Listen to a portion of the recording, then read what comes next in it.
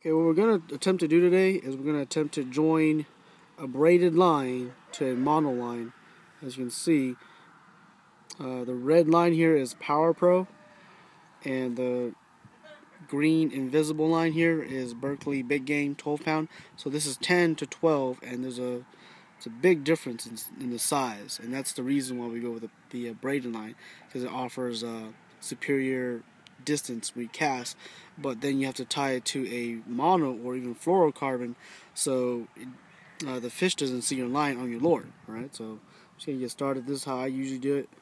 It's about 2 feet of Berkley Big Game. You use any mono-filament line you want, and I just overlap about 8 inches between the two.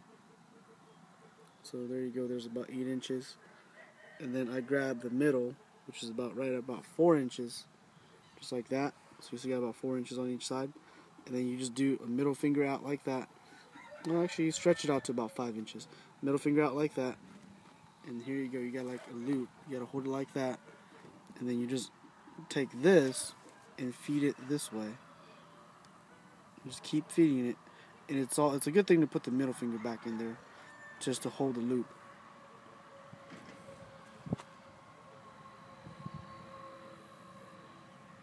There you go. Usually I go at least 6 times, but this time we'll go 6 times for you guys too. So that's 4, 5, and 6. So just be sure to get that nice little spiral right there.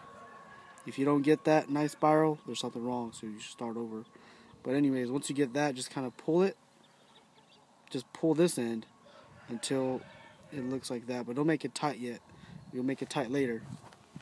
And then it's time to snug it first. Yeah, just lightly snug it so it's still able to slide back and forth on the mono really easy. And then same thing on the mono. But the thing is, we were doing it this way. I was tying this way. Now you have to switch the hands, come out to the other side, and it's the same process. Just go again. But this time, make sure this braided line is straight, or some force pulling back on it, because you want it. It's got to be a straight line or a hard line. So once again, just go out, do it again. Give yourself about 5 inches of line, and then loop it in and out. And as you can see, the red line wants to snake around, but you can't let it snake around, because you got to keep on holding it straight. And then 5 rounds through it, okay, and then you just pull that one through also. But you got to keep in mind, you got to keep the red line straight,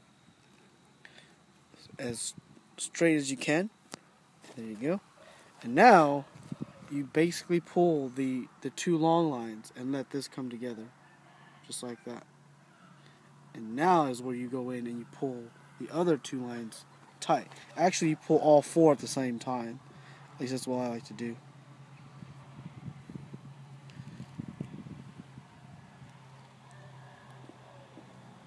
And then once that's really tight, come back to the smaller ends and pull those tight. I can't even grab onto the Power Pro. There you go.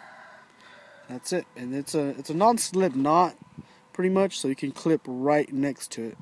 Well, give yourself like a little bit, but clip off about, give yourself maybe a 1/10 of an inch on each of these, and that's it. And that's how we tie our